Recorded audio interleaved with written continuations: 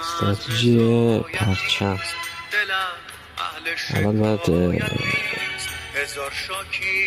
روند بازار رو تشخیص بدیم، بعدش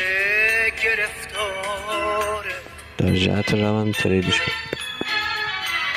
بهتر که ساکت باشه این دل، جدا از این ضوابط باشه این دل، از این بدتر نشه رسوایی ما، که تنها تر نشه تنهایی ما، که کار ما گذشته از شکایت، هنوزم پای بندیم در رفاقت، میریزه تو خودش دل غصه هاشو، آخه هیچ کس نمی